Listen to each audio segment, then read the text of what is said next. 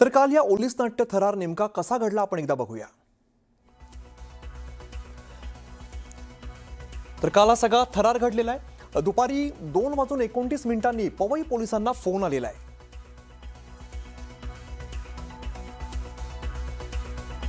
मुलांना ओलीस ठेवल्याची माहिती पोलिसांना देण्यात आली 2:29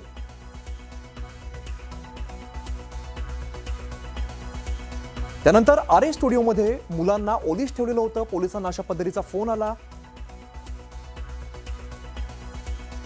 दुपारी 2:30 पोलीस आरे स्टुडिओच्या परिसरामध्ये दाखल झाले।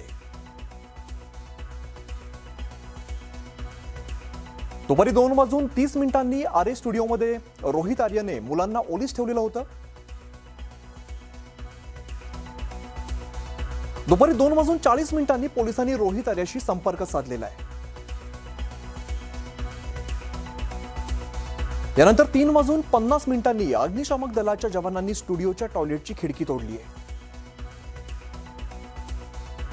दुपारी 3:50 3 पोलीस अधिकारी स्टुडिओच्या हॉलमध्ये शिरलेले आहेत। हा थरार नेमका कसा घडला आपण बघतोय। यानंतर 4 वाजता आरोपी रोहित आर्यने एअरगन मधून 3 राऊंड फायर केलेले आहेत। पोलिसांनी सुद्धा रोहित आर्यावरती एक गोळी झाडली। पोलिसांनी झाडलेली गोळी रोहित आर्यच्या छातीला लागलेली आहे। दुपारी 4:10 पोलिसांनी झाडलेली गोळी रोहित आर्याच्या छातीत लागली आणि तो खाली कोसळलेला आहे। पोलिसांनी ओलीस ठेवलेल्या मुलांची लगेच सुटका केली आहे। 4:10 या सगळ्या मुलांची सुटका पोलिसांकडून करण्यात आली।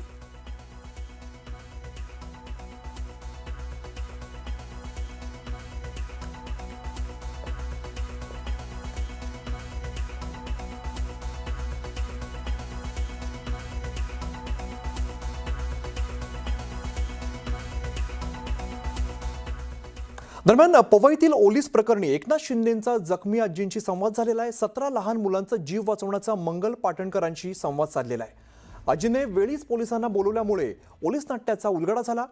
उपमुख्यमंत्री शिंदेंकडून आजीबाईंनी दाखवलेल्या धाडसाचं कौतुक करण्यात आलेलं आहे। शिवसेना आमदार मुरजी पटेलांच्या माध्यमातून व्हिडिओद्वारे संवाद साधलाय।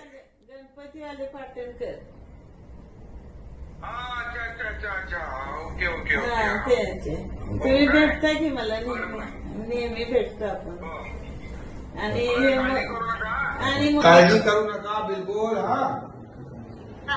सर मुलगीशी बोला मुलगी। हा मी नारायणी जगताप माझ्या आजीने वाचवलं 17 मुलांना। मी आतमध्ये होते तिथे। तू तिकडे होते आतमध्ये? हो अरे अच्छा शूटिंग मध्ये होते। हा आजीने आपल्या बोला 17 मुलं होती ना, त्याच्यात ही पण होती माझी मुलगी। ओके आजी पण आपली आजीने पण चांगलं धाडस केलं आणि आजी होती म्हणून या सेफ राहिल्या। आणि 17 मुलांमध्ये 12 मुली होत्या। अच्छा मुली 17 मुलींची संख्या जास्त होती।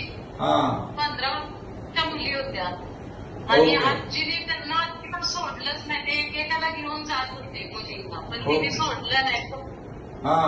ओके मुली फक्त आत्ताच्या काळात जे काही घडतं मुलींबद्दल हो नाही काल चांगलं केलं ना, त्याला धडा शिकवला ना।